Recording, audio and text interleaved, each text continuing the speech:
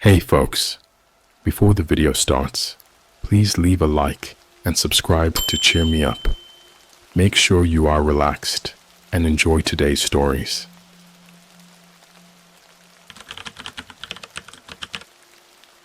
I found a hidden subreddit on the deep web. Now they're watching me. I've always had a thing for the internet's darker corners. It started with the usual conspiracy forums, bizarre YouTube rabbit holes, and the occasional weird Twitter account that posted cryptic messages. I guess I got hooked on the thrill of finding something I wasn't supposed to see, something that felt secret. I know it sounds dumb, but there's something addictive about that, right? Like you're part of some exclusive club that no one else knows about. Anyway, one night, I was scrolling through Reddit. It was one of those late night binges where you go from one thread to another, not really looking for anything specific. Just wasting time, I guess. I started with the usual subs, r/no sleep, r/unresolved mysteries, r/creepy. You know the drill. But after a while, I noticed a post that seemed out of place. It was buried deep in a thread about urban legends, and the title caught my eye. The rabbit hole goes deeper than you think. There was no username, just a blank space where it should have been. Weird, right? The post itself was even stranger. It talked about a subreddit that wasn't indexed by any search engines, a place hidden deep within the deep web. The user claimed it was where they watched from. The language was cryptic, almost like a warning, but it ended with a challenge. If you think you're ready, follow the white rabbit. At the bottom of the post was a link. I know. Clicking on random links in sketchy forums is how you end up with a virus, or worse.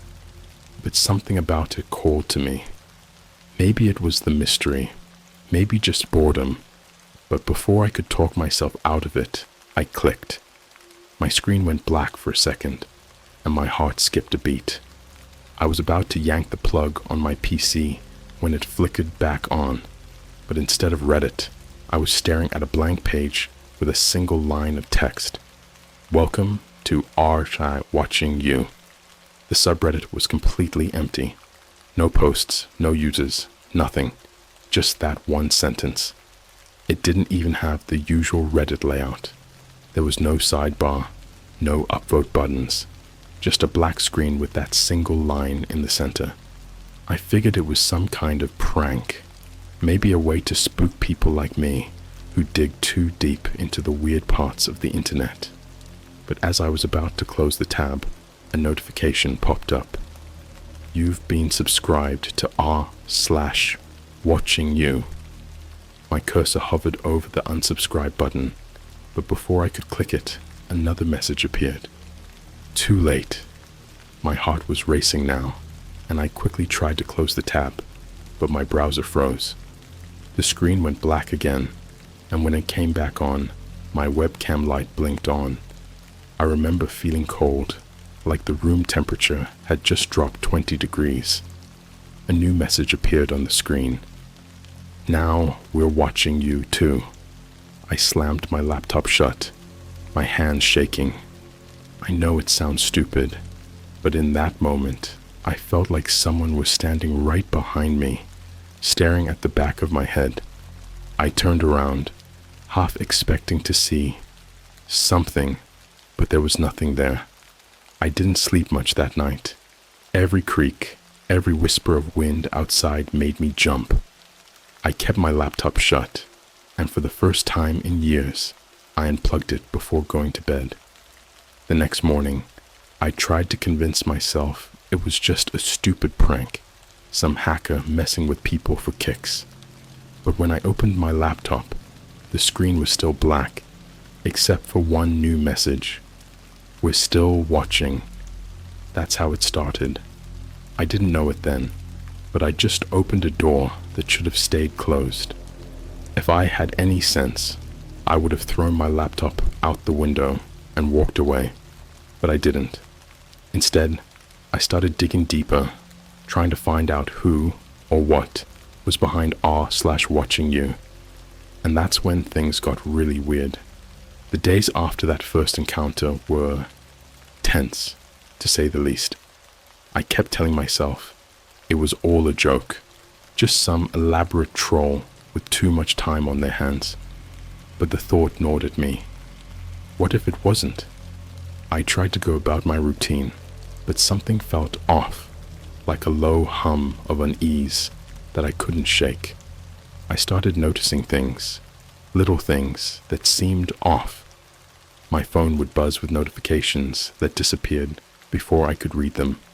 The lights in my apartment would flicker for no reason, just for a split second, but long enough to make me doubt if I'd really seen it. And then there was the feeling of being watched. It's hard to describe, but you know when you're alone in a room and suddenly, out of nowhere, you get that sensation, like someone standing just out of sight staring at you. It was like that, only it never went away. One night, about a week after I found that cursed subreddit, I got home from work later than usual. The sun had already set, and the apartment was dark. I flipped the switch, and the lights flickered before coming on fully. My heart skipped a beat, but I shook it off as paranoia. I dropped my bag on the couch and went to grab a drink from the fridge when I noticed something odd. My laptop, which I had left on the kitchen table, was open. I was sure I had closed it before leaving that morning. I approached it slowly, half expecting the screen to be black again, but it was on, displaying my desktop. I let out a breath I hadn't realized I was holding. Maybe I had forgotten to close it after all, but as I reached for the lid to shut it, the screen changed. A browser window opened by itself, and I was staring at that same blank page with the text, "Welcome back." My hands froze mid-air, a cold sweat breaking out on the back of my neck. I hadn't touched anything, yet here it was, as if it had been waiting for me to come home. I moved to close the tab, but before I could, a new message appeared. "Are you ready to see?" A video file started downloading automatically, the progress bar moving unnervingly fast. I thought about yanking the power cord out, but some twisted part of me was curious. I didn't want to admit it, but I had to know what they were trying to show me. So I let it finish downloading. The file was named homefootage.mp4. My throat went dry. My finger hovered over the trackpad, hesitating, but something in me needed to see what was on that video. I double-clicked the file, and it opened in my media player.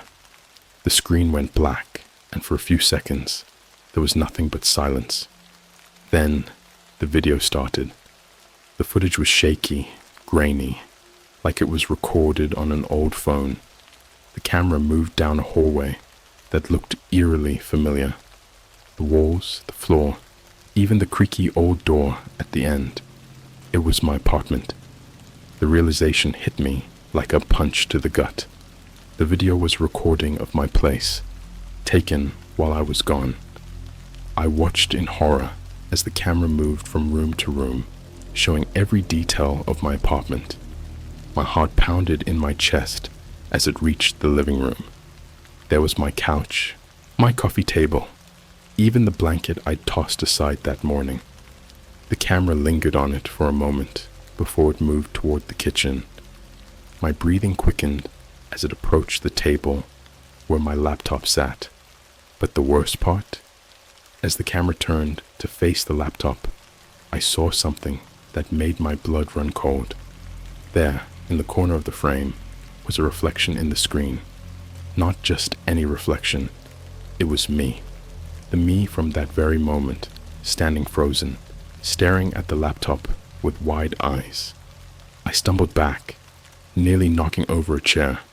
The video stopped abruptly. the screen going black again. My apartment was dead silent, but my thoughts were a chaotic mess. How was this possible? Was someone here, in my apartment, filming me right now? Or had they been here earlier and set this up? I slammed the laptop shut, my hands trembling.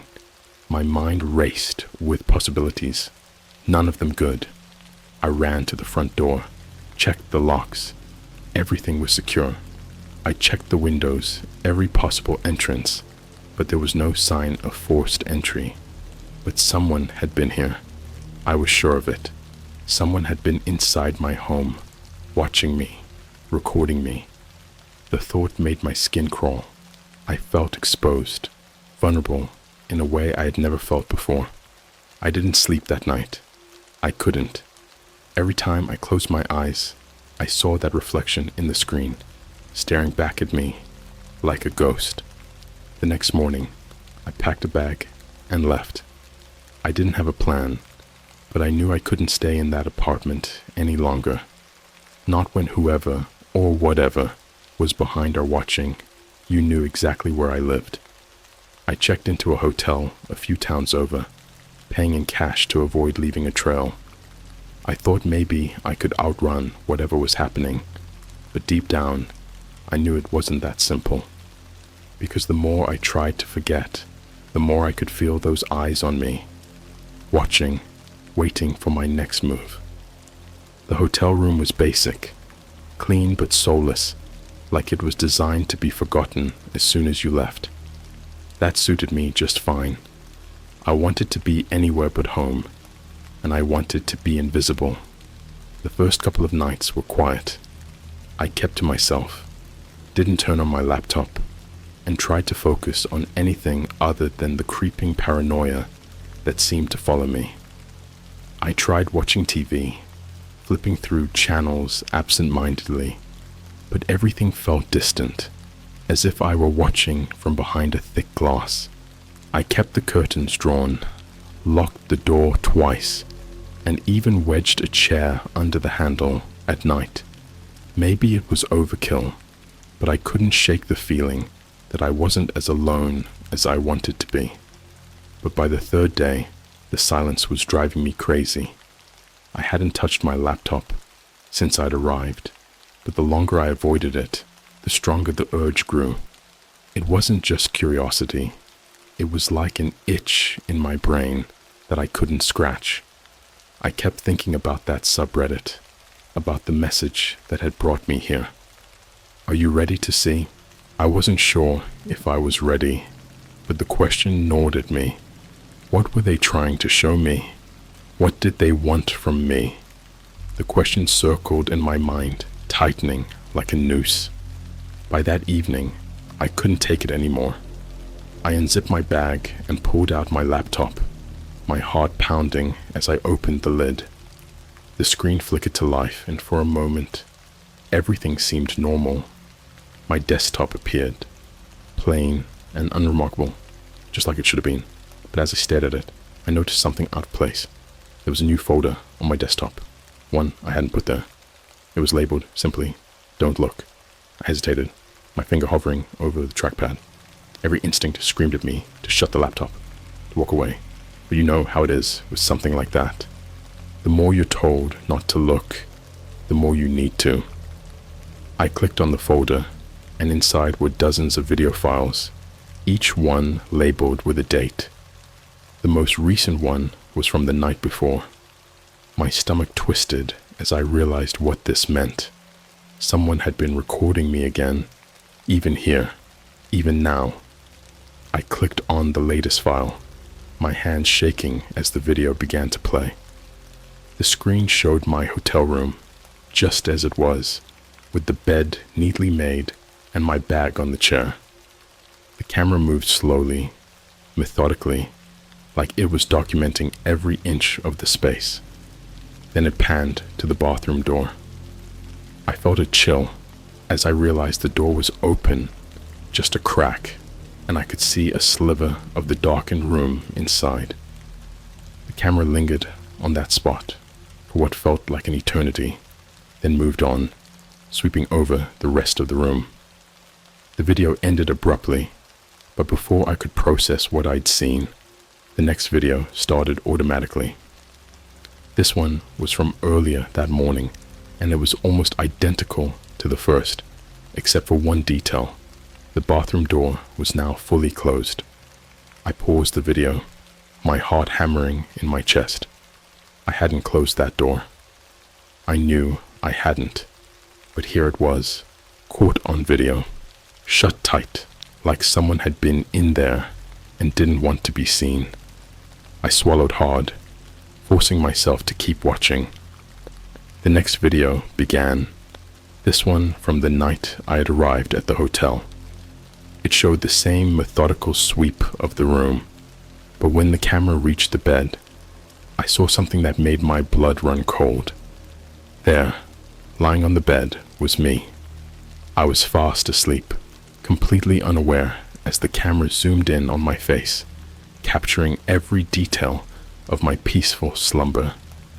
The camera lingered for a moment before pulling back, the screen fading to black as the video ended. I sat there in stunned silence, my mind racing. Someone had been in my room, not just once, but multiple times, watching me while I slept, recording my every move. The realization made my skin crawl, but the worst was yet to come. Before I could react, another window popped up on the screen, a live feed from my laptop's webcam. I stared in horror at the grainy image of myself, sitting in that very same hotel room, my expression twisted with fear. Then a message appeared at the bottom of the screen. "Look behind you." I froze. My breath caught in my throat as the words on the screen pulsed, urging me to turn around. My body was screaming at me to move, to get out, to run, but I couldn't. I was paralyzed with fear, every muscle locked in place. Slowly, with every ounce of courage I could muster, I turned my head to look behind me. The room was empty. No one was there. But that did nothing to calm the pounding in my chest. When I turned back to the screen, the live feed was gone, replaced by a new message. "You can't run." I slammed the laptop shut, my heart racing. Panic surged through me as I realized the truth. Wherever I went, they could find me. They had access to my devices, my location, my life. I grabbed my bag, threw everything inside, and bolted from the room. I didn't care where I was going. I just needed to get away. Away from that room, that laptop, that unseen watcher who had been playing with me like a puppet on a string. But even as I ran, I couldn't shake the feeling that no matter how far I went, I could never really escape. There was always one step ahead, always watching, and they weren't done with me yet. I drove for hours, mindlessly following the empty roads as they twisted and turned through the night. The adrenaline that had pushed me out of the hotel began to fade, leaving behind a hollow dread that gnawed at my insides. Every shadow on the road looked like a figure waiting to leap out at me. Every car that passed seemed like it was following me. Eventually, I pulled into a small rest stop on the side of the highway. It was one of those places that looked like it hadn't seen much traffic in years. Just a single flickering streetlight and a dilapidated bench. I parked as far from the light as I could, the darkness feeling safer somehow. I sat there in the driver's seat, gripping the wheel like it was the only thing keeping me anchored to reality. I was exhausted, but the thought of closing my eyes terrified me. If I slept, they could find me again, wherever they were. My phone buzzed in my pocket, jolting me out of my thoughts. I hesitated before pulling it out, half expecting to see another message from the unknown source. But it was just an email notification, nothing special.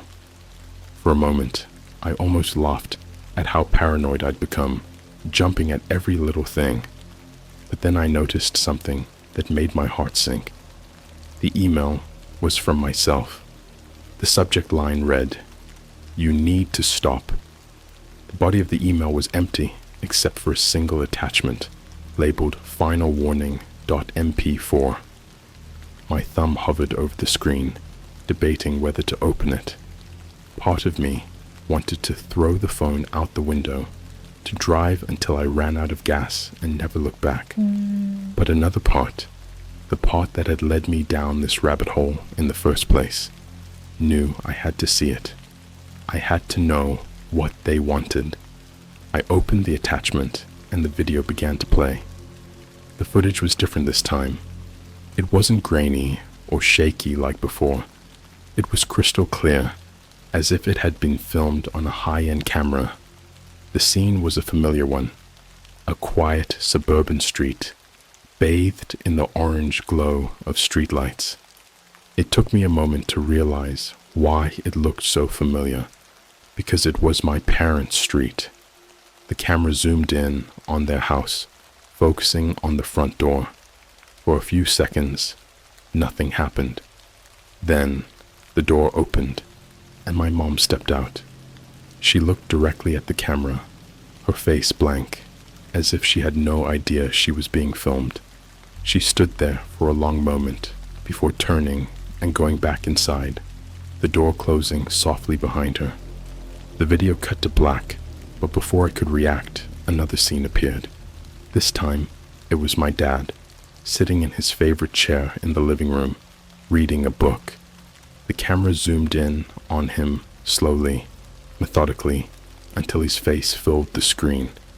He didn't look up, didn't even seem to notice anything was wrong. The footage lingered on him for what felt like an eternity before it too faded to black. I stared at the screen, my mind racing. They knew where my parents lived. They knew how to find them, just like they'd found me. And the message was clear. If I didn't stop, if I didn't do exactly what they wanted, they would go after the people I loved. My hands were shaking as I shoved the phone back into my pocket. I had to warn them. I had to tell them to get out, to go somewhere safe. But as I reached for the car keys, something caught my eye. A piece of paper stuck under the windshield wiper. I got out of the car, my legs trembling as I walked around to the front. The night air was cold, biting into my skin as I pulled the paper free. It was a single sheet, folded neatly in half. My name was scrawled across the front in large, bold letters. With shaking hands, I unfolded it. The message inside was short, but it hit me like a punch to the gut. We're closer than you think. That was it. No threats, no demands, just a simple statement that made my blood run cold. I spun around, scanning the empty parking lot, but there was no one there. Just the dark outline of trees and the faint hum of the highway in the distance. I jumped back into the car, locking the doors as fast as I could. My breath came in shallow gasps as I tried to calm down, tried to think. Whoever they were, they had been close enough to leave that note while I was sitting there, oblivious. My phone buzzed again. Another email. This one from an address I didn't recognize, with the subject line, "The Final Step." I opened it, my hands trembling so hard I could barely keep the phone steady. The email was empty, just like the last one, except for a single sentence at the bottom. "It's time to finish what you started." And below that, a link. Everything in me screamed not to click it, but I knew I didn't have a choice. They had made sure of that. With a deep breath, I tapped the link. My browser opened to a page that was nothing but black, with a single line of text in the center, just like the first time I had found r/watching you. "We've been waiting." Before I could react, my phone screen flickered, and then the same words appeared on my car's dashboard screen. The radio. even the tiny digital clock display. Every electronic device in the car was suddenly displaying the same message, in the same eerie, taunting font. "We're here." The car engine cut off, plunging me into silence. I tried to restart it, but nothing happened. The electronics were dead. The only light came from the faint glow of my phone, still showing that same message. Then, from somewhere in the darkness outside the car, I heard it. The sound of footsteps, slow and deliberate, approaching from all sides. I was trapped. The footsteps closed in, echoing in the silence of the night. My heart pounded in my chest, each beat a deafening thud in my ears. I was trapped in my own car, surrounded by darkness, with nowhere to run. Panic clawed at my mind, but I forced myself to focus. I couldn't see anything outside, no shapes, no shadows, just the oppressive blackness pressing in on all sides. The footsteps stopped suddenly, and the silence that followed was somehow worse. I strained to hear something, anything, but all I got was the heavy, suffocating stillness. Then, without warning, the car's radio crackled to life. Static filled the cabin, growing louder and louder until it was almost unbearable. I clapped my hands over my ears, but it didn't help. The noise was inside my head, vibrating through my skull. And then, through the static, a voice emerged, distorted, almost inhuman, but unmistakably real. "You've been found." The voice was cold, mechanical, like it was coming from an old, broken speaker. It repeated the phrase, over and over, as if taunting me. I tried to drown it out, to block it from my mind, but it was relentless. "You've been found. You've been found." I screamed, a raw, desperate sound that tore from my throat, but the voice didn't stop. It just kept going, drilling into my brain until I thought I might lose my mind. And then, as suddenly as it started, it stopped. The silence that followed was thick, almost tangible, as if the very air had been sucked out of the car. I gasped for breath, trying to pull myself together, but I could feel the fear gnawing at the edges of my sanity. And then, the voice returned, softer this time, almost a whisper. "Look up." I didn't want to. Every instinct told me not to, but something compelled me, some dark curiosity that had led me this far, that had pushed me to click that first link, that had driven me to follow the white rabbit down into this nightmare. Slowly, I lifted my eyes to the windshield. There, standing just beyond the reach of the faint light from my phone, was a figure. It was hard to make out any details, just a silhouette, tall and thin, with limbs that seemed too long, too angular. The head was tilted slightly, as if observing me with cold curiosity. My breath caught in my throat as the figure took a step forward. It moved with an unnatural grace, almost gliding across the ground. As it approached, I could see more details, long fingers that ended in sharp points, a face that was more a mask of pale, featureless skin. The figure reached the side of the car, its fingers tracing along the glass with a slow, deliberate motion. The sound was like nails on a chalkboard, sending shivers down my spine. Then it leaned down, bringing its face level with mine. There were no eyes, no mouth, just smooth, blank skin that seemed to pulse faintly, like it was alive. It tilted its head again, as if considering me, before speaking in that same distorted, mechanical voice. "You've been chosen." My heart felt like it was going to explode. I wanted to scream, to run, to do anything to get away from this thing, but I was paralyzed, trapped in its gaze, if you could even call it that, with no eyes to speak of. The figure's hand slid down the window, leaving faint smudges on the glass. and then it stepped back, dissolving into the darkness, as if it had never been there at all. The radio crackled again, but this time there was no voice, just a single piercing tone that grew louder and louder until I thought it might burst my eardrums.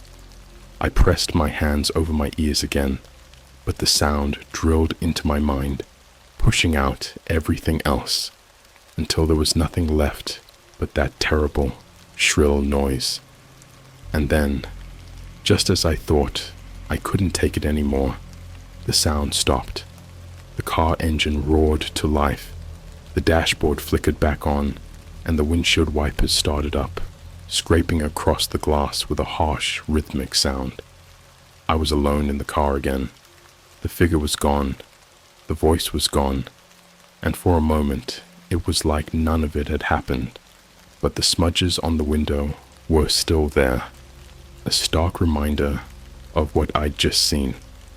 My phone buzzed one last time, drawing my attention back to the screen. Another email, from the same unknown address. The subject line read, "Congratulations." The email was empty except for one final message, written in that same eerie, taunting font. "Welcome to the game."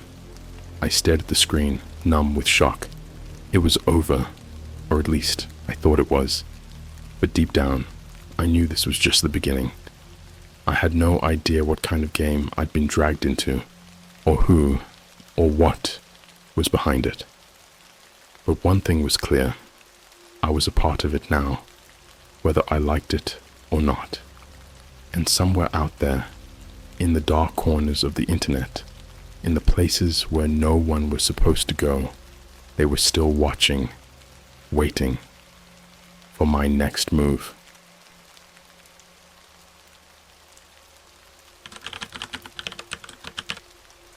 My VPN glitched while I was ordering alien spaceship on the deep web. I ended up on a site that shouldn't exist. So, I guess I should start by saying that I'm not proud of my internet habits. Like, who the hell orders a spaceship from the deep web, right? But before you judge, just hear me out. I've always been that guy. Curious, a bit too much for my own good. If there was a weird corner of the internet, you bet I've poked my nose into it. It all started out harmless enough. Weird forums, obscure YouTube channels, conspiracy theory websites. The deeper I dove, the more my fascination grew. And that's when I discovered the deep web. Most people know about it, but they'd never dare to go there. Not me though. I thought I was being careful. I had my VPN on, Tor browser ready, all the standard precautions you read about on those how to browse the dark web guides. I'd been on there a few times, looking at some weird stuff, illegal auctions, black market listings, the usual. But recently, I stumbled across something that caught my eye, a listing that claimed to be selling alien technology. Yeah, I know how it sounds. I rolled my eyes at first too, but curiosity got the better of me. The listing was titled Prototype Spacecraft, Reverse Engineered from Roswell. It was complete bullshit, or so I thought. But the description was what got me. Fully functional spacecraft, lightly used, acquired from crash site. The government doesn't want you to have this. Now, I'm not a tinfoil hat-wearing conspiracy nut, but this was just too good to pass up. Plus, it was listed for an absurd amount of money. I couldn't afford it, obviously, but that wasn't the point. I was just in it for the thrill, to see what kind of scam they were running. Maybe they'd try to sell me a rusty old submarine or something. So, I clicked on the listing, expecting some lame attempt to grab my Bitcoin. Instead, I got a message that the server was full, and I needed to wait for an available slot to join. Weird, but I waited. After a few minutes, my screen went black for a second, then the page loaded. But it wasn't the alien spacecraft listing anymore. It was something else. The page was completely blank, except for a single sentence in the middle of the screen. Do you want to see the truth? I blinked at it for a few seconds, feeling a weird tingle of unease. It felt different, off somehow. I'm not sure how to explain it, but the atmosphere around me seemed to shift, like the air got heavier. Maybe it was just my nerves getting the best of me, but I couldn't shake the feeling that I wasn't supposed to be there. Now, a sane person would have closed their laptop and gone to bed, but like I said, curiosity's gotten me in trouble before. So, I clicked on the text. The screen went black again, but this time it stayed that way. I thought my browser had crashed until a faint, whirring sound came through my headphones.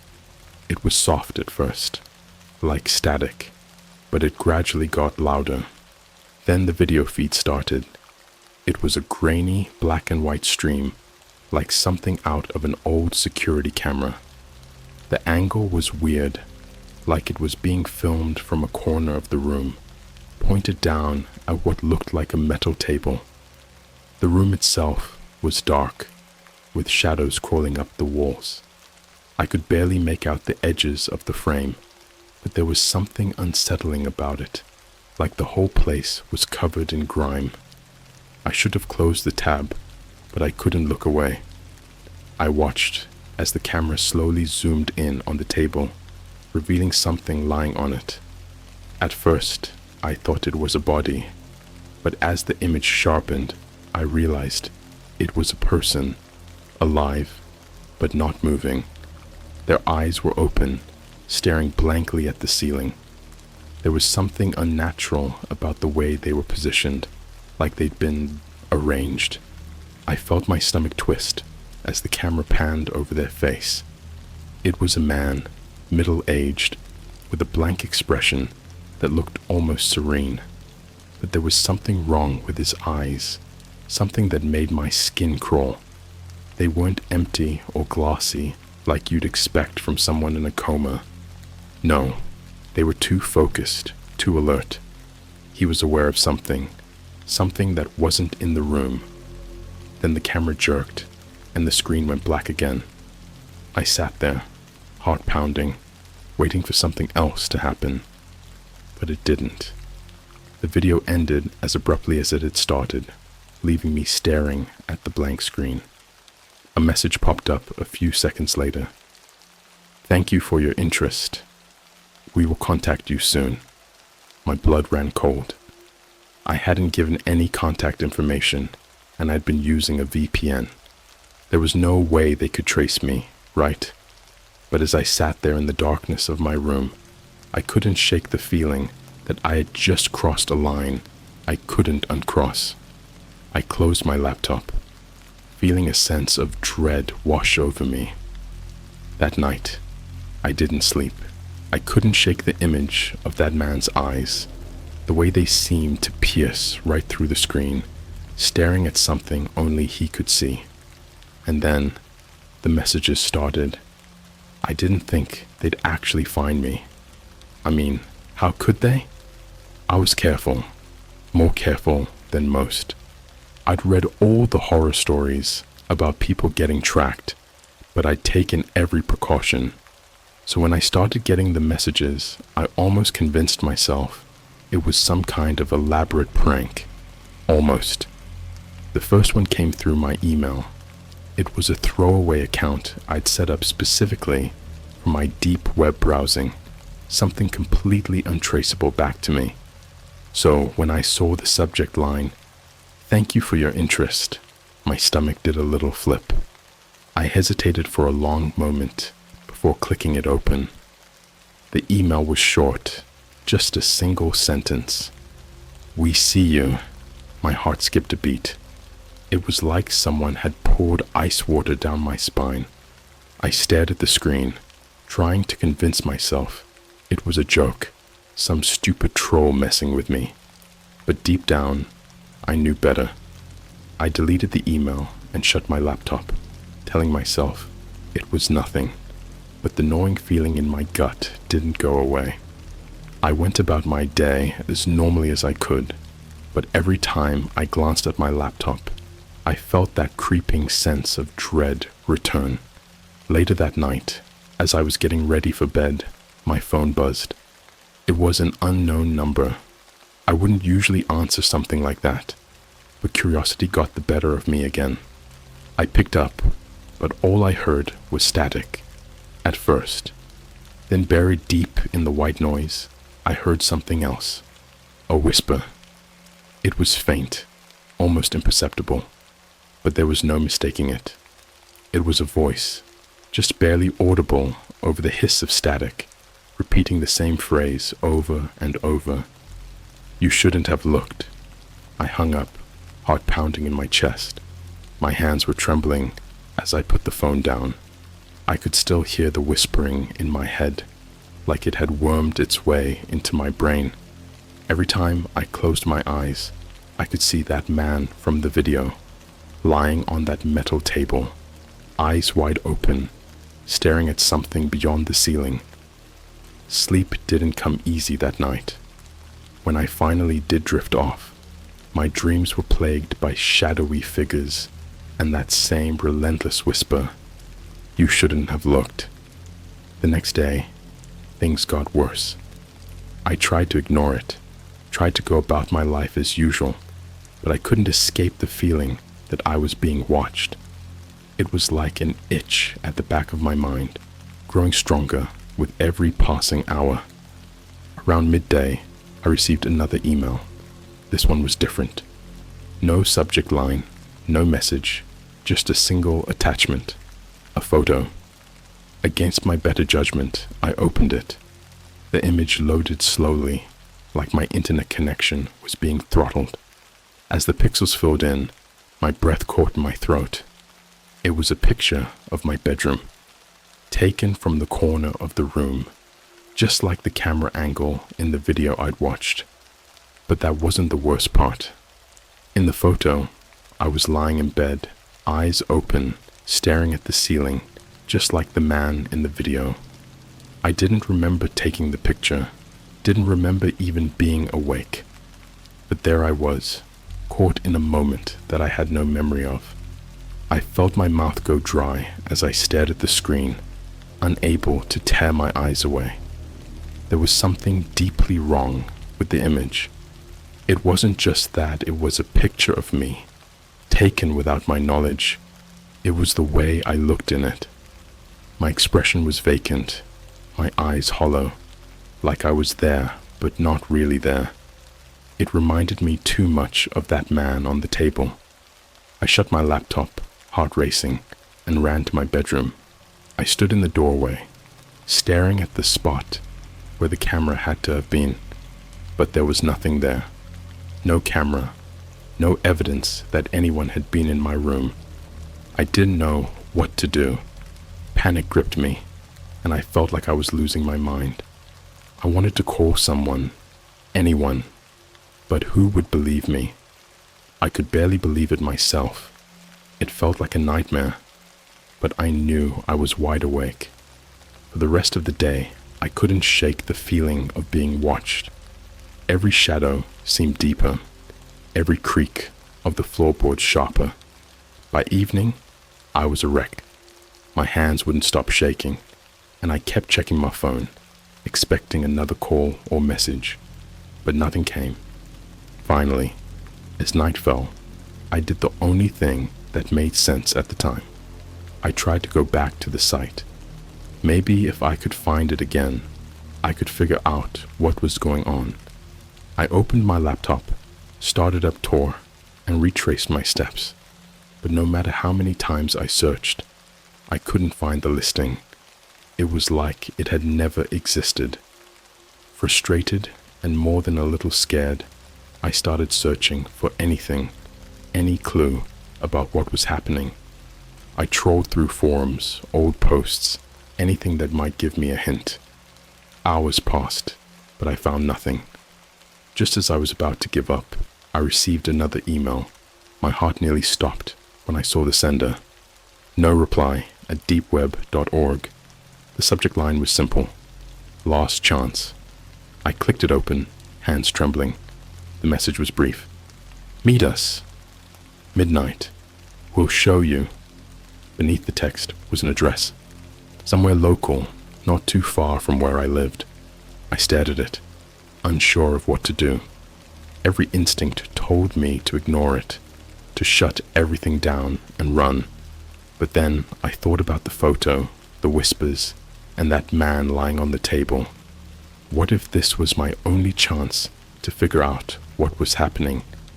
What if they really could show me the truth? Against every ounce of common sense, I made my decision. I was going to meet them.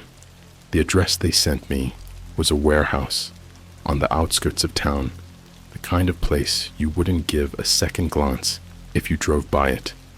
It was tucked away in an industrial area, surrounded by old factories and half-abandoned buildings, the kind of place where you'd expect to find junkies or squatters, not the answers to some deep web mystery. I parked my car a block away, my hands gripping the steering wheel so tightly that my knuckles turned white. It was close to midnight, the streets empty except for the occasional flicker of a distant street lamp. Everything felt wrong. The silence, the darkness, the oppressive feeling that I was being pulled into something I couldn't escape from. I sat there for what felt like an eternity, my mind racing. Every instinct was screaming at me to turn back, to get the hell out of there, and forget any of this had ever happened. But that picture of me lying in bed, eyes wide open, kept flashing in my mind. The way I looked, like something had hollowed me out from the inside. I couldn't just walk away. I had to know what was going on, even if it terrified me. Finally, I forced myself out of the car. The air was cold, biting into my skin as I walked down the street towards the warehouse. The building loomed in front of me, its windows dark and its walls covered in graffiti. The only light came from a single bulb hanging above a side door, flickering like it was on its last legs. I hesitated at the door, my hand hovering over the handle. My heart was pounding in my chest, my mouth dry. This was it, the point of no return. I took a deep breath, steeling myself, and pushed the door open. Inside, the warehouse was even darker than the street outside. The only light came from the small windows high up on the walls, letting in faint streaks of moonlight. The place was empty, just rows of rusted metal shelves and broken machinery. It looked like no one had set foot in there for years. I stepped inside, the door creaking shut behind me, and the sound echoed through the vast space. I stood there frozen, waiting for something to happen. For a moment, all I could hear was my own breathing, harsh and shallow in the silence. Then, from the shadows, I heard a voice. "You came!" I nearly jumped out of my skin, my heart skipping a beat. I couldn't see where the voice was coming from, but it was close, too close. It was low, almost a whisper, but there was something off about it, something that made my blood run cold. "Who are you?" I managed to choke out, my voice trembling. There was a pause, then the voice spoke again, still from somewhere in the darkness. "Does it matter? You're the one who wanted to see the truth." I swallowed hard, my eyes straining to see in the dim light. "What truth?" There was a soft chuckle, but it didn't sound amused, more like the kind of laugh you hear when someone knows something you don't, something you really don't want to know. The truth about what you saw, about what you shouldn't have seen. A figure stepped out of the shadows then, slowly, deliberately. He was tall, dressed in a long, dark coat that seemed to swallow the light around him. His face was partially hidden by the shadow of a hood. but I could just make out the edges of a sharp, angular jawline, the glint of dark eyes watching me intently. "You shouldn't have looked," he said, echoing the whispers from the phone call. I took a step back, my heart racing. "I didn't know," I started, but he cut me off. "Of course, you didn't. None of you ever do." There was something unnervingly calm about the way he spoke, like he'd had this conversation 1,000 times before. He took another step closer, and I could see more of his face now. The sharp features, the pale skin. There was something unsettling about his eyes, too dark, too deep, like staring into a void. "You wanted to know the truth," he continued, his voice soft but cold. "Well, the truth is, you were never meant to find that site. It was a mistake, a glitch." "A glitch?" I repeated, confused. He nodded, his expression unreadable. "The deep web is vast, but even it has its limits.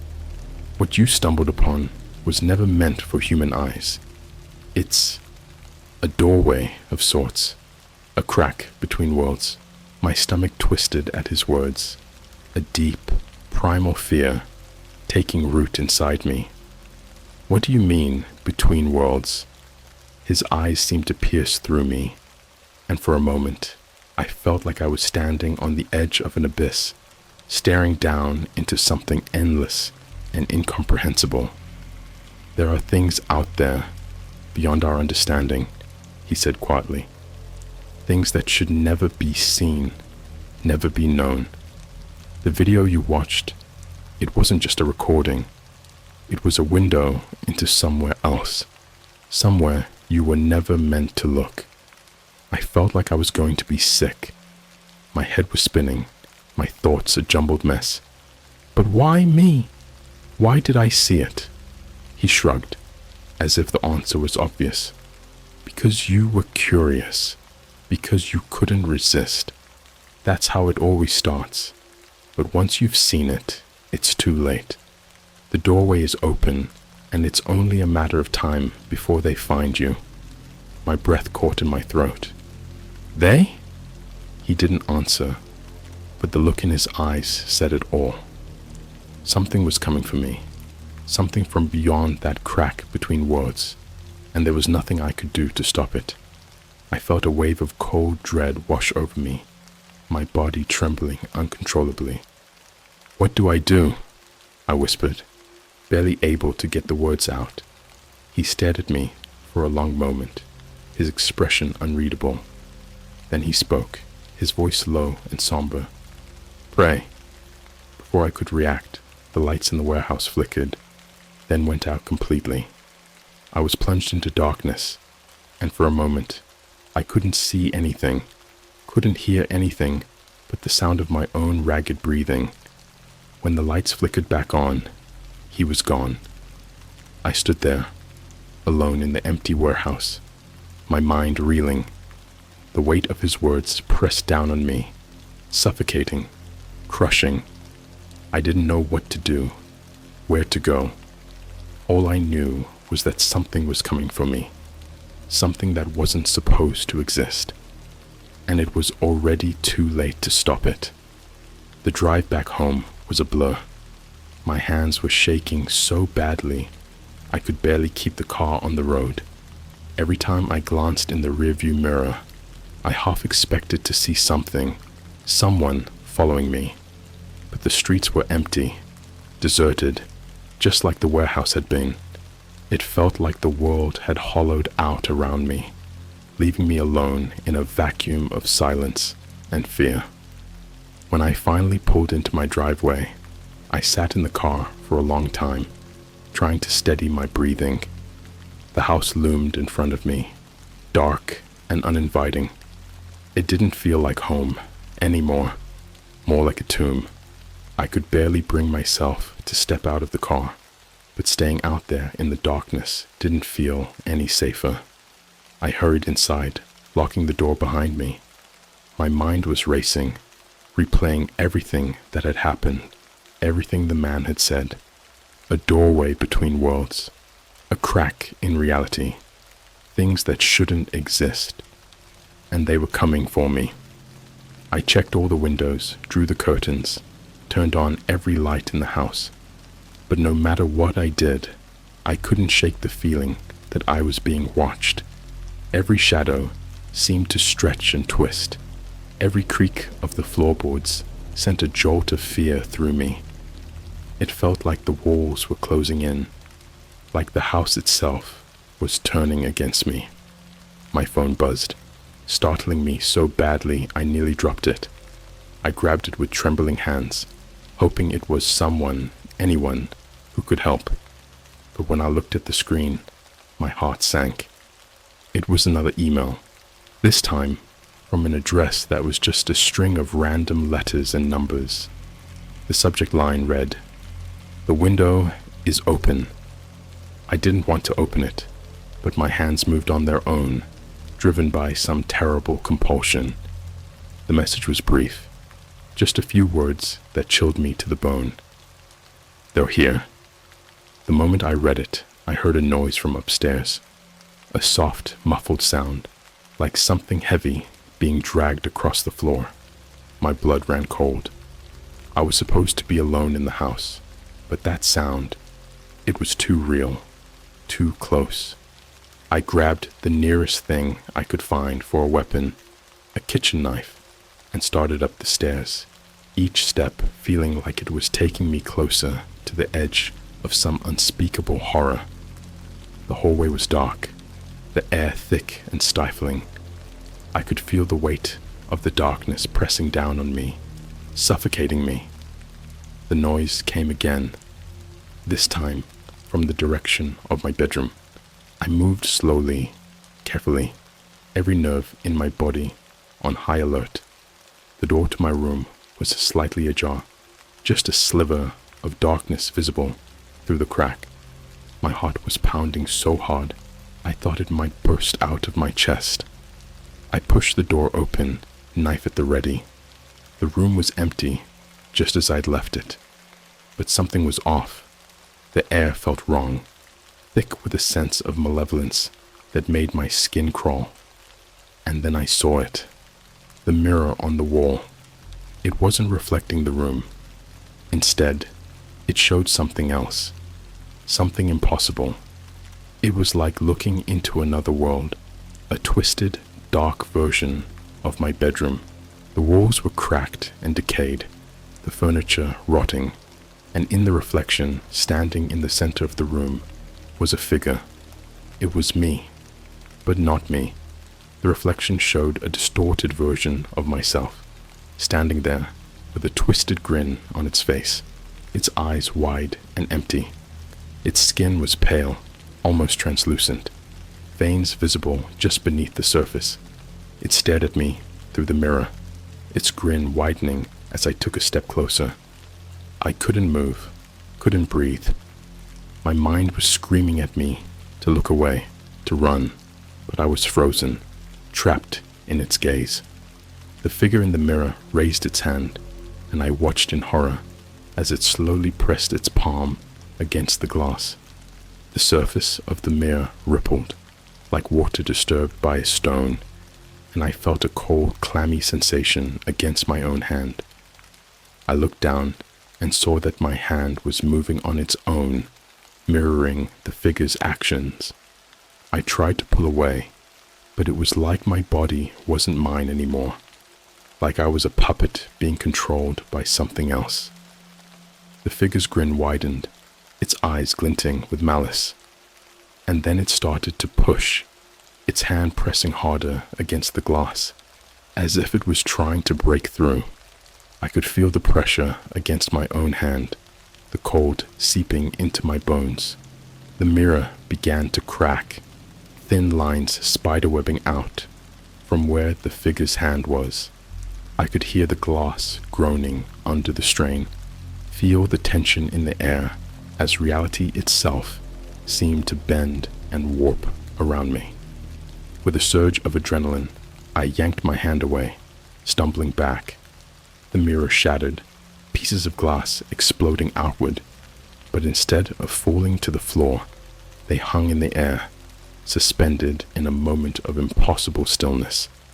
And then the figure stepped out of the mirror. It moved with a slow, deliberate grace, like it had all the time in the world. Its grin never faltered, those empty eyes locked onto mine.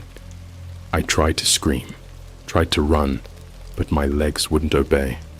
I was rooted to the spot, paralyzed by fear. The figure raised a hand, reaching out towards me. As it moved closer, the air grew colder, the shadows deeper.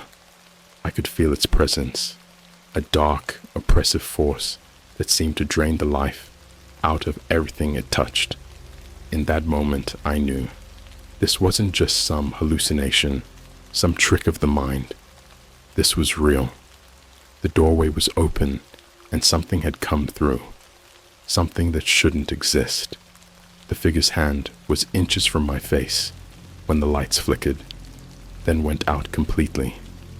The room was plunged into darkness, and I was left standing there, alone in the pitch black, with nothing but the sound of my own ragged breathing.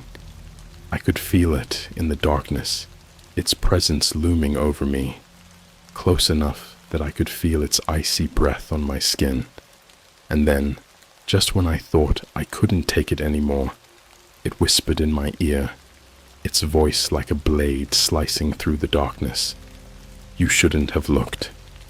And then, everything went black. When I woke up, the world was still dark. For a moment, I thought I was dead, that whatever had come through the mirror had taken me to some shadowy realm where light didn't exist. But as my senses slowly returned, I realized I was lying on something cold and hard. The floor. I was back in my bedroom, but it felt different, like I was looking at it through a veil of fog. The familiar shapes of the furniture were there, but they seemed distant, blurry. My head throbbed with a dull, persistent ache, and my body felt heavy, like I was weighted down by invisible chains. I forced myself to sit up, my muscles protesting with every movement. The room was eerily quiet, the kind of silence that presses against your eardrums, making you painfully aware of your own breathing. The mirror was shattered, fragments of glass scattered across the floor, but the figure was gone. I tried to stand, but my legs buckled, sending me crashing back down. The air felt thick, oppressive, like I was trying to breathe through a layer of smoke. I crawled towards the door, my mind screaming at me to get out, to escape this place before it was too late. But when I reached the door, I found it closed, the handle icy to the touch. I hesitated for a moment, a sense of dread pooling in the pit of my stomach. I couldn't remember closing it. I hadn't heard it shut. With trembling hands, I turned the handle and pushed the door open. The hallway beyond was different. It was the same space, the same layout, but the walls were covered in a thick, dark mold, the floorboards warped and decayed. The air was cold, each breath I took burning in my lungs. It was as if the house itself had rotted from the inside out, consumed by whatever had come through that mirror. I stumbled down the hall, the floor creaking ominously beneath me. Every instinct was screaming at me to leave, to run as far away as possible, but I couldn't shake the feeling that there was nowhere to run to. Whatever had crossed over, it had tainted this place, and maybe even more than that. Maybe it had tainted me. As I reached the top of the stairs, I heard it again, that whisper, faint but unmistakable, echoing through the halls. "You shouldn't have looked." I froze, my blood turning to ice. The voice seemed to come from everywhere and nowhere at once, filling the air around me. I could feel it slithering into my mind, curling around my thoughts like a parasite. "Leave me alone," I screamed, my voice cracking. But the whisper didn't stop. It only grew louder, more insistent. Come see. The words were like a command, pulling me forward against my will. My feet moved on their own, carrying me down the stairs and into the living room. The walls seemed to close in around me, the shadows deepening until they almost swallowed the light entirely. In the center of the room, where the coffee table should have been, there was a dark stain on the floor, spreading out like a pool of ink. It pulsed, as if it was alive, breathing in sync with the whispers that now filled my head. Come say. I couldn't stop myself. I was drawn to it, the pull too strong to resist. As I stepped closer, the stain began to change, rippling and twisting until it formed a shape, a doorway. Not a physical one, but something worse. A doorway to that other place, the one I'd seen through the mirror, the one I was never supposed to know about. The whispers grew louder, a chorus of voices now, all chanting the same thing. Come see. Come see. I knew if I stepped through, there would be no coming back. That world would swallow me whole, just like it had swallowed the man in the video, just like it had twisted this house into something unrecognizable. But I couldn't stop. I was beyond fear, beyond reason, caught in the grip of something far more powerful than myself. I took another step towards the doorway, the air growing colder with each movement. The darkness within the doorway seemed to writhe, filled with shapes that moved just out of sight, just beyond understanding. I was at the edge now, the darkness pressing against me, pulling me in. I could feel the cold seeping into my bones, numbing my thoughts, silencing the last remnants of my will. And then, just as I was about to step through, something changed. The whispers stopped. The air shifted, as if the house itself had taken a breath. I felt a pressure in my chest, a sharp pain that made me gasp, and then I was falling back, away from the doorway, away from that terrible, consuming darkness. I hit the floor hard, the impact knocking the breath out of me. When I looked up, the doorway was gone. The stain on the floor had vanished. The room was as it had been before, normal, untouched. But the silence was still there, heavy and ominous, pressing down on me like a weight. I lay there for what felt like hours, my mind spinning, trying to make sense of what had just happened. But there was no sense to it, no logic, no explanation. Just a feeling, a deep, gnawing fear that I had come too close to something I was never meant to understand. Eventually, I managed to get to my feet. My legs were unsteady, my hands shaking. I didn't dare look back as I stumbled towards the front door, desperate to get out, to leave this house behind. When I stepped outside, the cold night air hit me like a slap in the face, bringing with it a clarity that cut through the fog in my mind. I knew I couldn't stay here, couldn't stay in this place where the lines between worlds had blurred. I got in my car and drove, not knowing where I was going, just needing to be far, far away. As I drove, the memories of what had happened began to fade, like a dream slipping away in the morning light. But the fear remained, lodged deep inside me, a constant reminder of the door I had opened and the things that had come through. I don't know if I'll ever truly be free of it. Maybe I've been marked. Maybe I'm being watched even now by eyes that aren't meant to be seen. But one thing is certain, I'll never go back. Not to the deep web, not to that house, not to the life I knew before.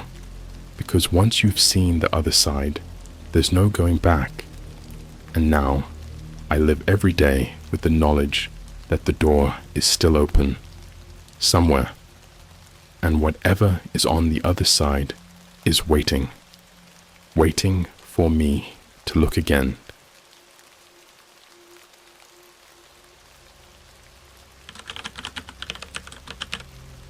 I signed up for a dark web game. The prize is my life. I've always been a curious person. You know the type, constantly looking for the next thrill, something to break the monotony of everyday life.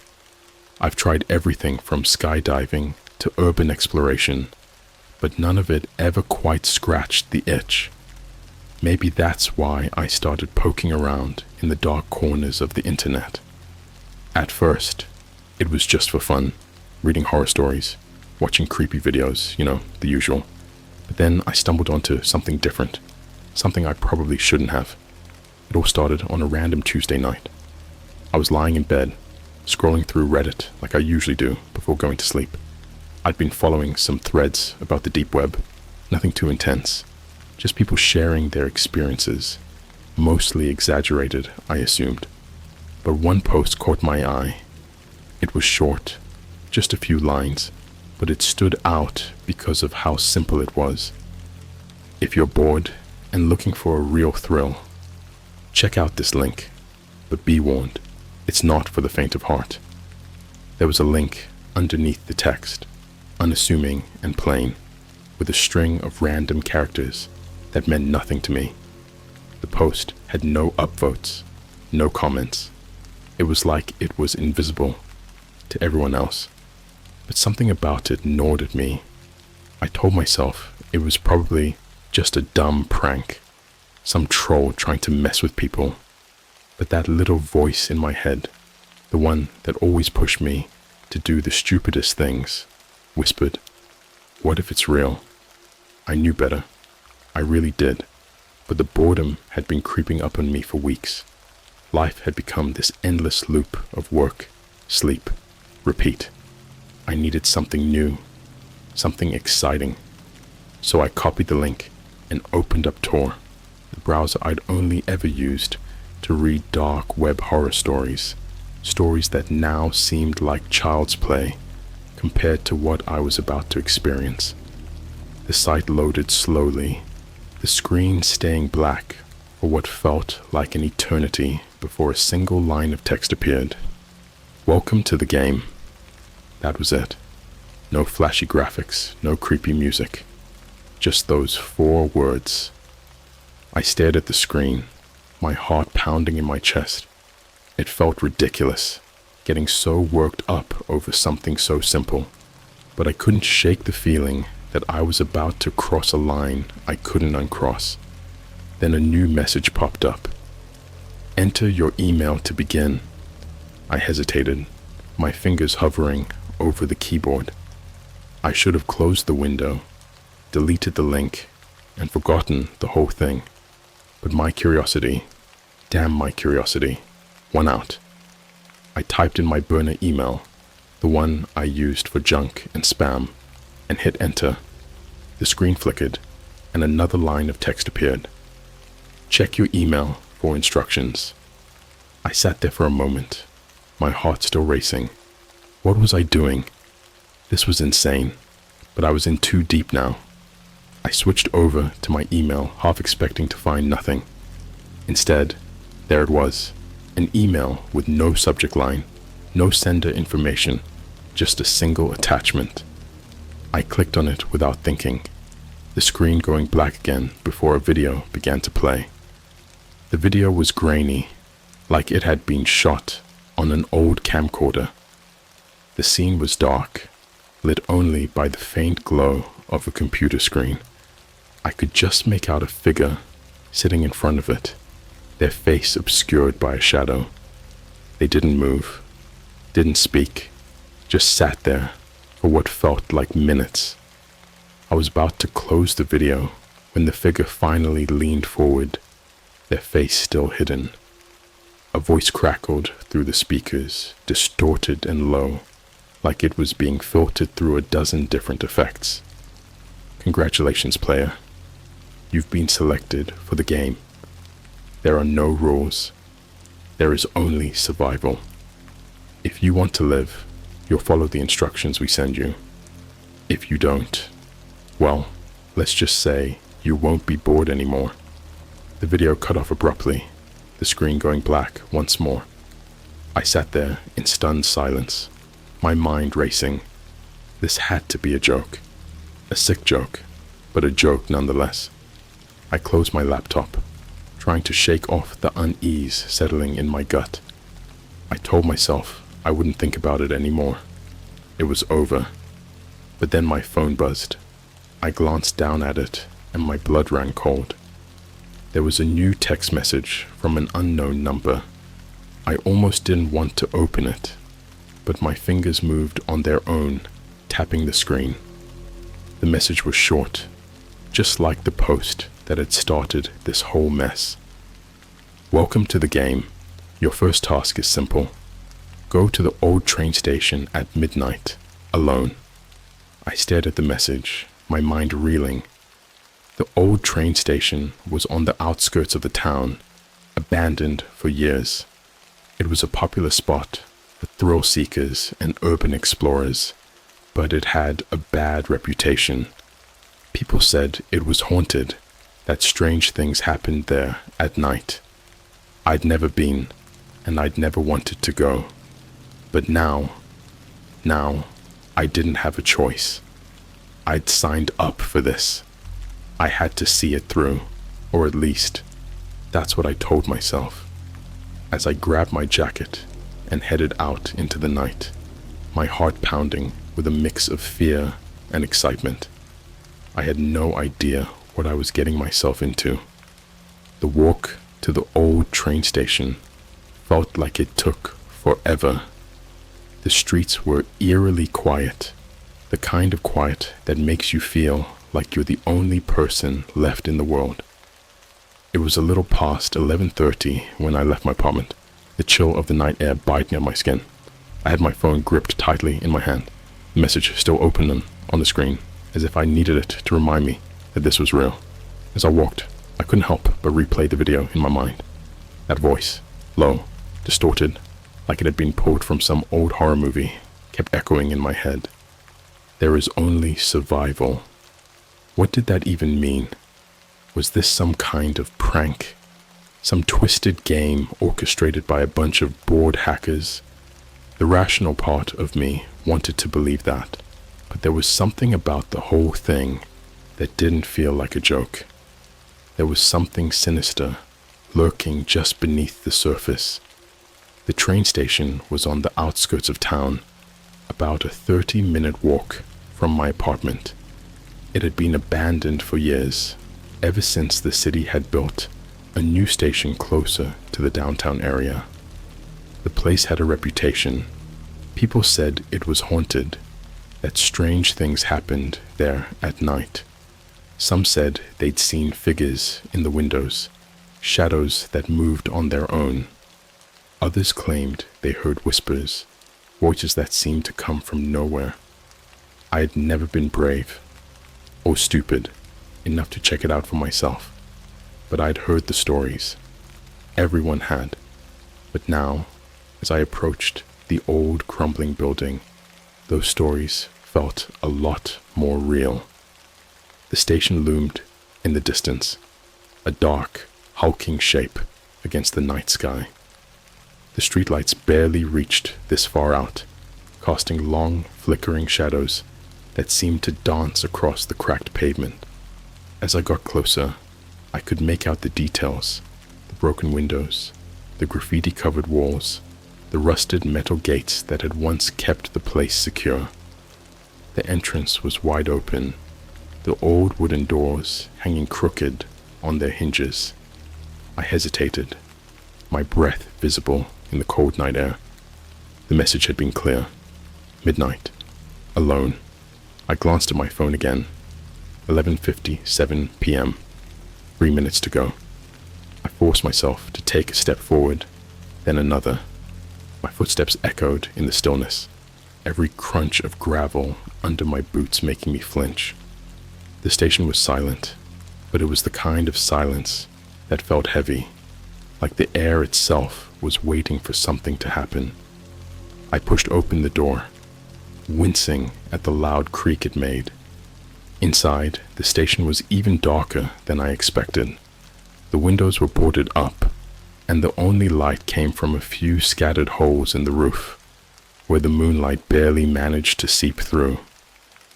The place smelled of damp wood and decay, the air thick with dust. My eyes slowly adjusted to the darkness, and I could make out the shape of the old ticket booths, the benches lining the walls, all covered in a thick layer of dust. It was like the place had been frozen in time, untouched since the last train had left years ago. I stood there in the entrance, my heart pounding in my chest, waiting for something, anything, to happen. But the seconds ticked by, and nothing did. I glanced at my phone again. 11:59 p.m. 1 minute to midnight. The tension was unbearable. Every sound, every creak of the old building made me jump. I kept expecting something to happen, a shadow to move, a voice to whisper in my ear, something, but there was nothing, just the silence, growing heavier with every passing second. Then just as the clock on my phone switched to midnight, the sound of a train whistle pierced the air.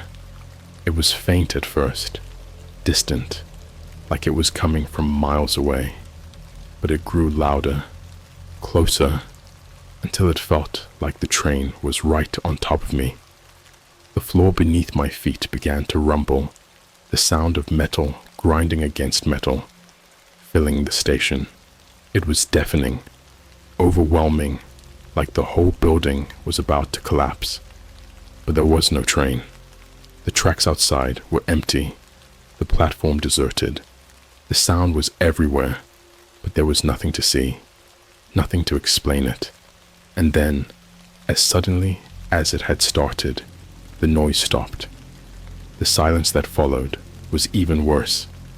It was like the whole world had paused, holding its breath, waiting. I stood there frozen, my heart pounding so hard I thought it might burst out of my chest. I didn't dare move, didn't dare breathe, terrified that any sound, any movement would set something off. That's when I noticed the figure standing at the end of the platform. They were just a shadow at first, barely visible in the darkness. But as my eyes adjusted, I realized it wasn't just a shadow. It was a person, a man, standing completely still, staring at me. He was tall, thin, his features obscured by the darkness, but there was something off about him, something that made my skin crawl. His posture was too rigid, too unnatural, like he was a puppet being held up by invisible strings. I wanted to run, to turn around and get the hell out of there, but I couldn't move. My legs felt like they were made of lead, my feet rooted to the ground. All I could do was stare at him, my breath coming in short, shallow gasps. And then he moved. It was slow, deliberate, like he was testing out his limbs for the first time. He took one step forward, then another, his movements jerky and unnatural. And then, just as he stepped into a patch of moonlight, I saw his face, or rather, the lack of it. Where his face should have been, there was nothing but a smooth, featureless mask of skin, like someone had taken an eraser to it. No eyes, no mouth, nothing, just blank, pale flesh. I don't know how, but I finally found the strength to move. I turned and bolted out of the station, my heart hammering in my chest. I didn't look back, didn't dare to. As I sprinted down the empty streets, the cold air burning my lungs, I didn't stop running until I was back in my apartment. The door slammed shut behind me. I locked it, double-checked it, then triple-checked it, my hands shaking uncontrollably. My mind was racing, trying to make sense of what I'd just seen, but none of it made any sense. I collapsed onto my bed, still fully dressed, my heart pounding in my ears. I knew I wouldn't be able to sleep, not after that, but I was too exhausted to stay awake. The adrenaline drained out of me all at once, leaving me feeling hollow and spent. I closed my eyes. The image of that faceless man burned into my mind. Just as I started to drift off, my phone buzzed again. I nearly jumped out of my skin, my heart leaping into my throat. I grabbed it with shaking hands, my stomach twisting into knots. There was another text from the same unknown number. Well done, player. Round 1 complete. Prepare for round 2. I stared at the message, my mind blank with fear. There was no way I was going back.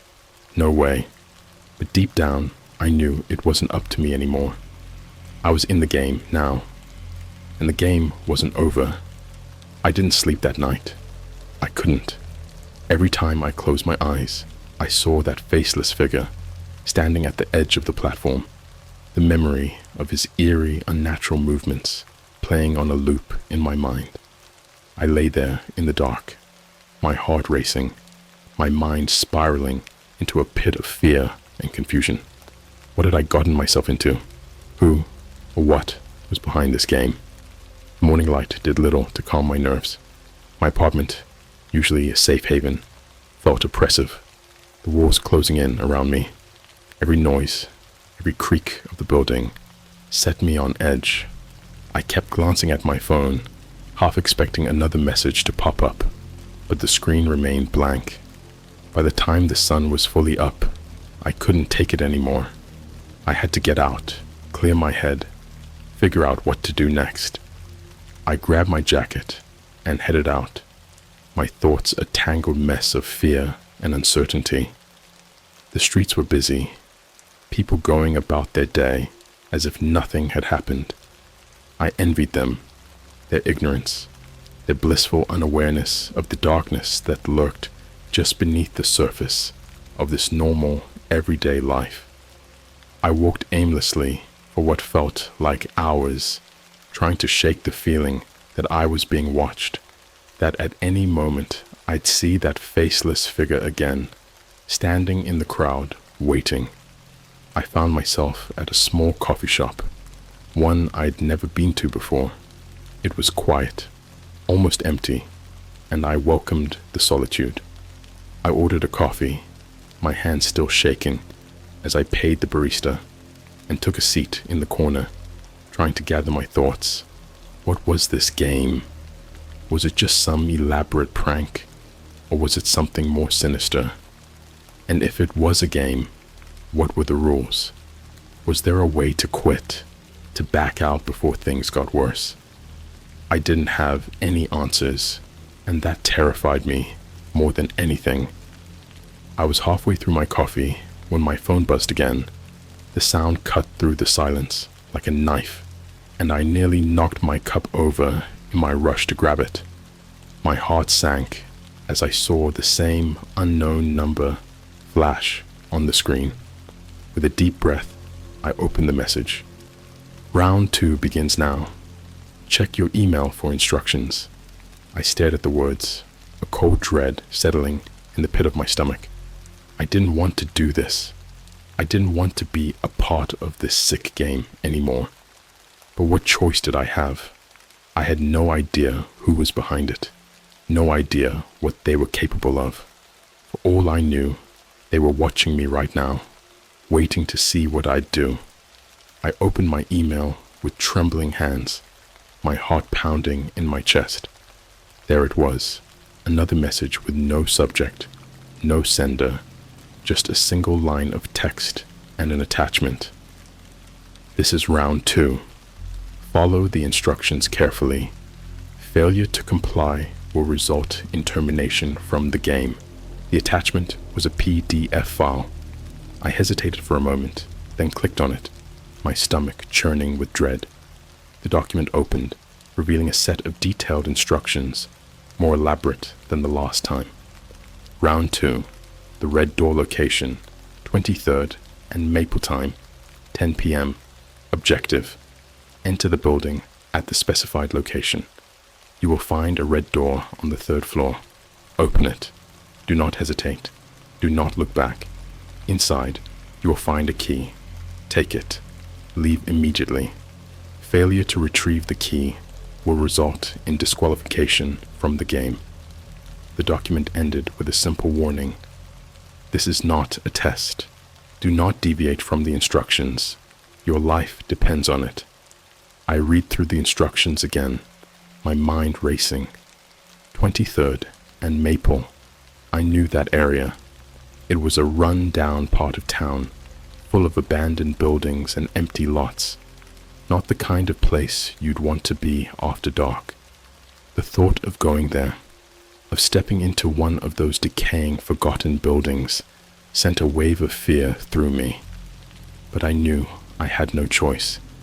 If I didn't play by their rules, I'd be terminated.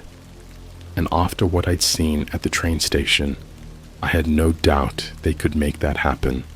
The rest of the day passed in a blur. I couldn't focus on anything, couldn't think about anything but what lay ahead. By the time night fell, I was a bundle of nerves, my hands shaking so badly I could barely hold my phone as I checked the time. 9:45 p.m. It was time to go. The walk to 23rd and Maple was even worse than the walk to the train station.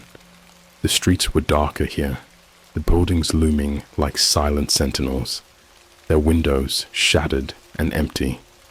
The air was thick with the smell of decay, the remnants of a neighborhood that had long since been forgotten. I found the building easily enough. It was an old 3-story structure, the kind that might have been a factory or a warehouse once. The front door was slightly ajar, hanging crooked on its hinges. I pushed it open, the sound echoing through the empty halls like a gunshot. The inside was worse than I'd imagined. The walls were peeling, the floors covered in dirt and debris. Every step I took kicked up clouds of dust, the air thick and choking. The only light came from the moon, filtering through the broken windows, casting long, eerie shadows that seemed to stretch and shift as I moved. I made my way to the stairs, each step creaking ominously beneath my weight. The building was dead silent, the kind of silence that presses in on you, makes you feel like you're the last person left in the world. By the time I reached the 3rd floor, I was a trembling mess, every nerve in my body screaming at me to turn around, to get out of there before it was too late. But I couldn't.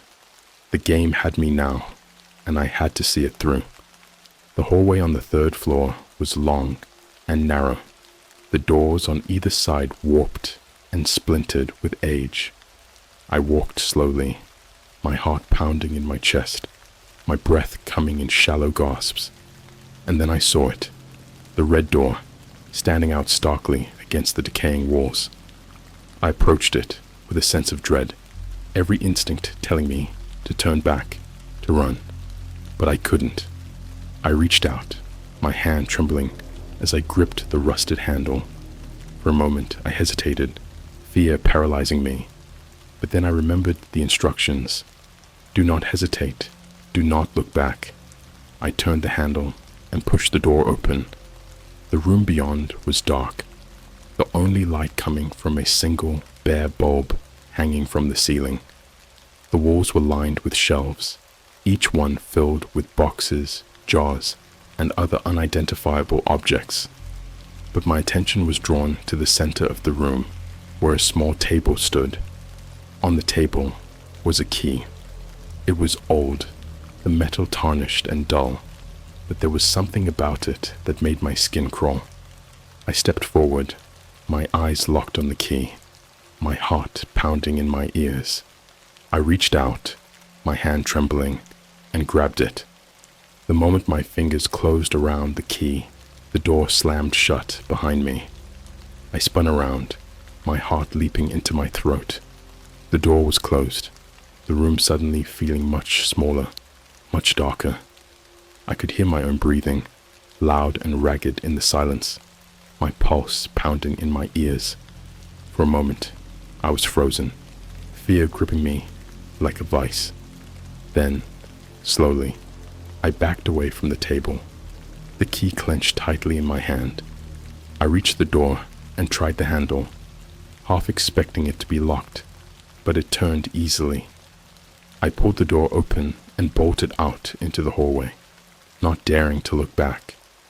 I ran down the stairs, my footsteps echoing in the empty building, the sound of my own breath harsh and ragged. I didn't stop until I was outside, the cold night air hitting me like a wave.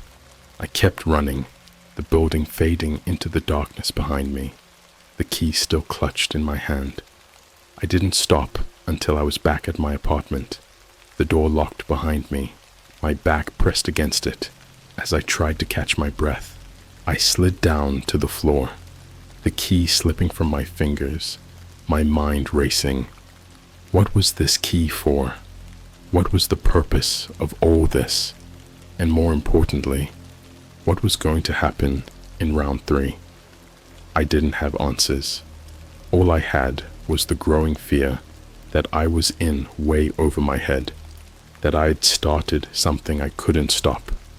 And deep down, I knew that whatever was coming next would be even worse. The key sat on my coffee table, glinting dully in the dim light of my apartment. I couldn't bring myself to touch it again. It just sat there, a silent reminder of the madness I'd willingly stepped into. My thoughts were a chaotic mess, bouncing between fear and confusion. What was this key for? What did it unlock? And more importantly, why had they chosen me for this game? I spent the next day in a state of constant anxiety. Every time my phone buzzed, my heart leapt into my throat, expecting another message, another twisted task. But the hours passed and nothing came. The silence was almost worse than the anticipation. It gave me too much time to think, to wonder what would happen next. By evening, I was a wreck, pacing my apartment, my nerves stretched thin. The sun was setting, casting long shadows across the floor, and I kept glancing at the key, half expecting it to move on its own, to do something, but it remained still, a small, innocuous object with far too much power over my life. That's when the knock came. It was soft at first, just a gentle tap on my door. I froze, my heart skipping a beat. Who could it be? No one ever came to my apartment unannounced, especially not at this hour. Another knock, louder this time, more insistent. I glanced at the key on the table, a cold dread settling in the pit of my stomach. What if this was part of the game? What if this was the next step? I approached the door cautiously, my hand trembling as I reached for the handle. I hesitated for a moment, every instinct screaming at me to leave it closed. But curiosity got the better of me. Curiosity and the sickening realization that there was no escaping this game. I opened the door a crack, just enough to see who was on the other side. My breath caught in my throat. Standing there was a man, tall and thin, his face partially hidden in the shadows of the dim hallway. He was dressed in a black coat, the collar turned up against the cold, his hands shoved deep into the pockets. But it was his eyes that caught my attention, cold, piercing, like he could see right through me. "Are you going to let me in?" he asked, his voice smooth, calm, as if we were old friends. My mind was racing. Who was this man? What did he want? But before I could respond, he stepped forward, pushing the door open wider with a casual ease that sent a shiver down my spine. I stumbled back, my heart pounding as he walked into my apartment like he owned the place. He glanced around, taking in the room with a quick, assessing look, before his eyes settled on the key. A small smile tugged at the corners of his mouth, and he nodded, as if he'd just confirmed something he already knew. "You've done well so far," he said, his tone almost approving. "Most people don't make it this far." "Who are you?" I managed to stammer, my voice barely above a whisper. "What do you want?" He looked at me then, really looked at me, and I felt like a bug pinned under a magnifying glass. "I'm just a messenger," he said slowly, as if choosing his words carefully. "I'm here to guide you through the next step." My stomach churned with dread. "The next step?" I echoed, my voice shaky. I don't want to play this game anymore. I'm done." His smile widened, but it didn't reach his eyes. "Oh, but you're not done. Not even close." He took a step closer, his presence filling the room, making it feel smaller, more oppressive. "The game doesn't end until we say it does. And right now, we're just getting started." I took a step back, my pulse racing. "What do you want from me?" I asked, the fear evident in my voice. He didn't answer right away.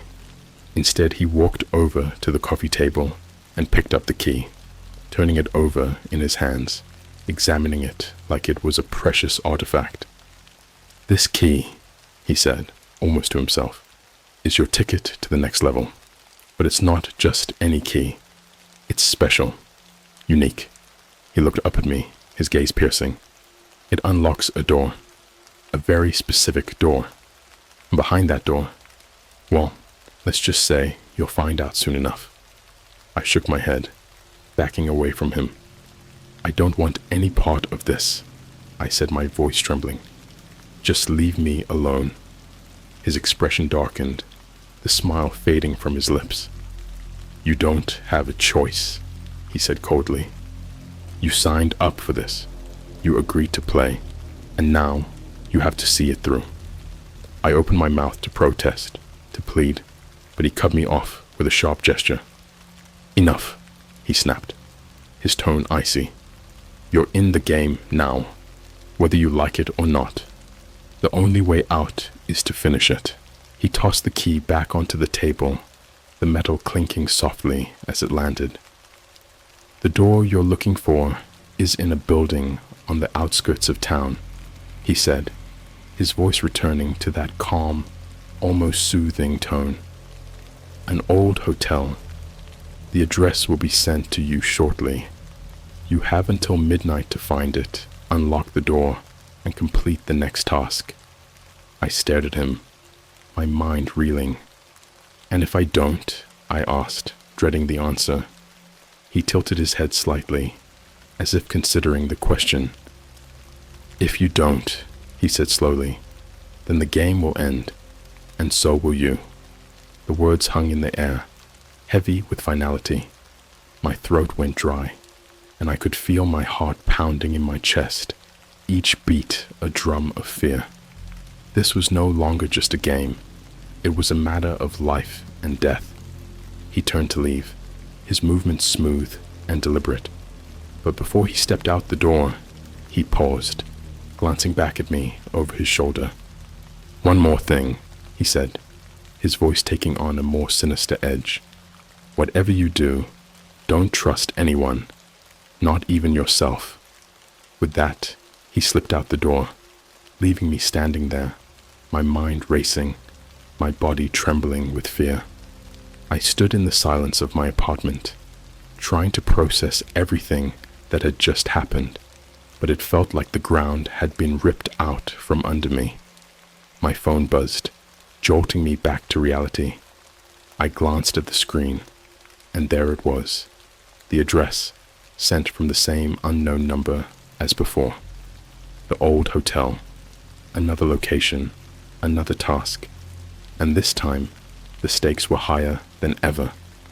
I looked at the key on the table, its dull metal glinting ominously in the dim light. I had no choice. I was in too deep now, and there was no way out. With a deep breath, I grabbed the key and headed for the door, my heart heavy with dread. Midnight was approaching fast, and I had a feeling that whatever was waiting for me at that hotel would be far worse than anything I'd faced so far. The game was escalating, and I was about to find out just how dangerous it really was. The drive to the old hotel was a blur. My hands gripped the steering wheel so tightly my knuckles turned white, and the streets outside seemed to stretch on endlessly, as if the world itself was conspiring to keep me from reaching my destination.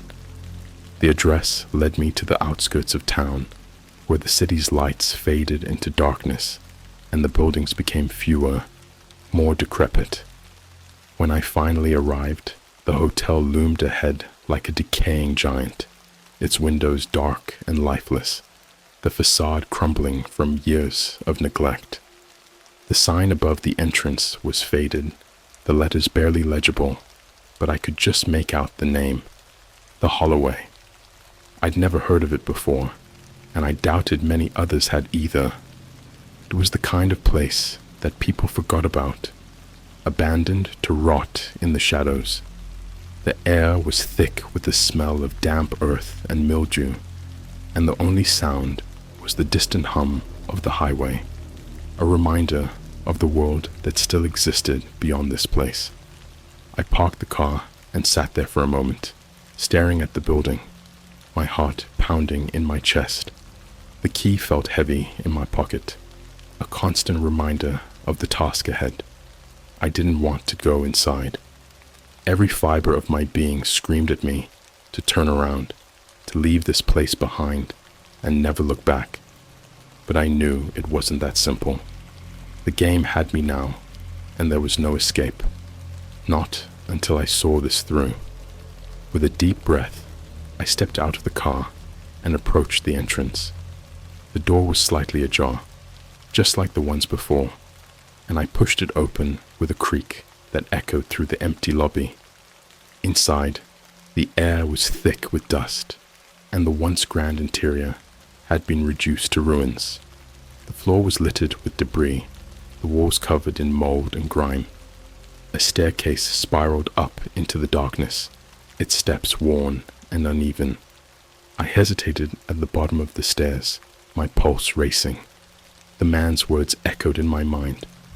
Don't trust anyone, not even yourself. But what did that mean?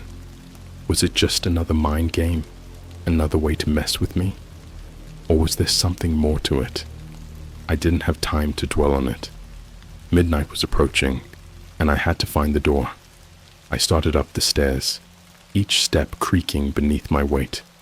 The darkness pressed in around me, and the only light came from the occasional flicker of the dying bulbs overhead. The air grew colder as I ascended, each breath visible in the dim light.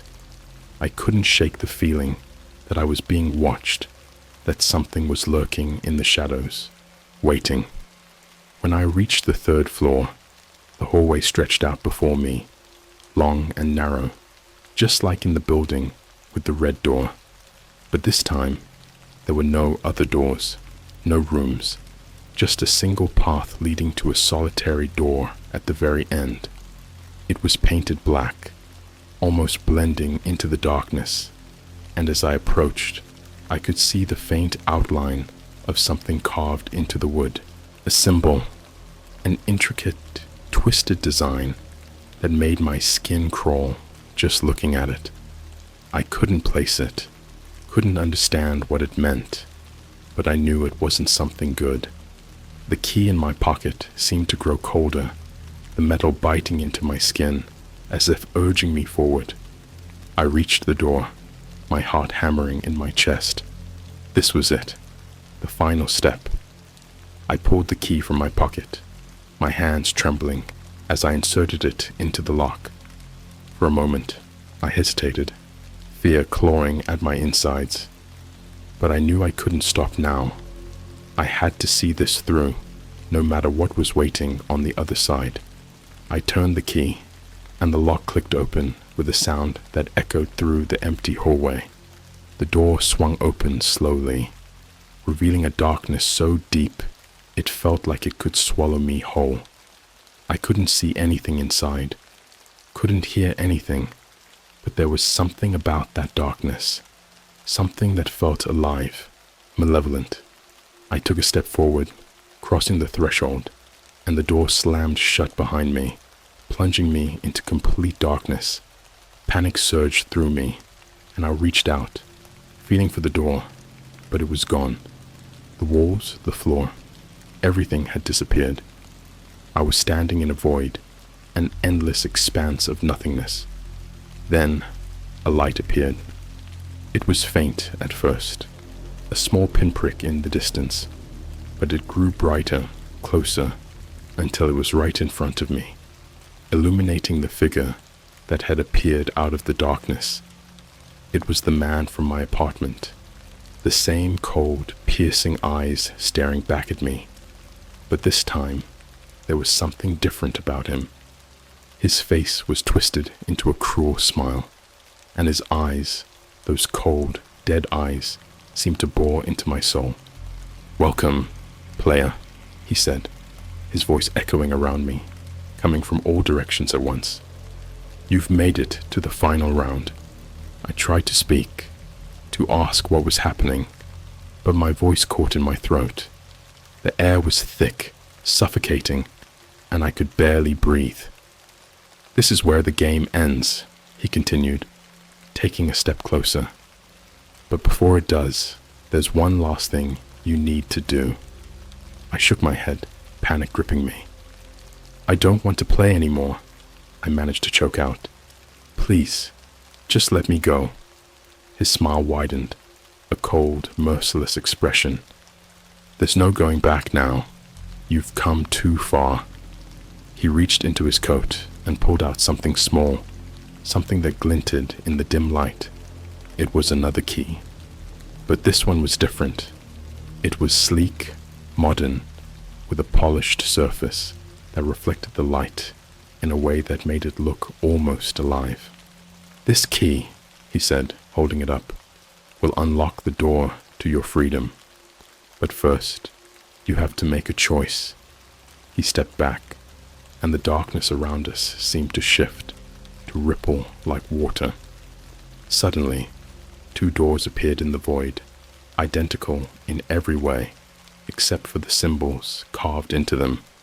The same twisted design I'd seen on the black door, only this time they were different. One was glowing faintly, the other dark and cold.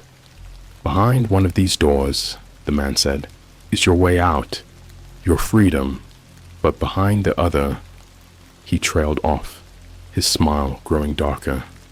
"Well, let's just say you don't want to pick the wrong one." I stared at the doors, my mind racing. It was a trap, a twisted game of chance.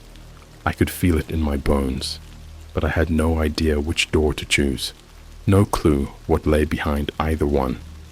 "You have 1 minute," the man said, his voice dripping with amusement. "Choose wisely." The panic rose in me like a tidal wave. I looked from one door to the other, my mind a blur of fear and confusion. How was I supposed to know which one to pick? There were no clues, no hints, just those symbols, twisting and writhing in the dim light. 30 seconds. My heart pounded in my chest, and sweat dripped down my face. I had to choose. I had to make a decision, but I couldn't think, couldn't focus. The darkness seemed to close in around me, suffocating me, pressing in from all sides. 10 seconds. I took a deep breath, my hand hovering over the glowing door. Something about it felt right, like it was calling to me. But then I hesitated, the man's warning echoing in my mind. "Don't trust anyone, not even yourself." 5 seconds. I shifted my hand to the other door, my heart hammering in my chest. This was it. I had to choose. I had to. The countdown ended. I turned the handle, pushing the door open with a trembling hand, and stepped into the darkness beyond. For a moment, there was nothing, just the void, empty and cold.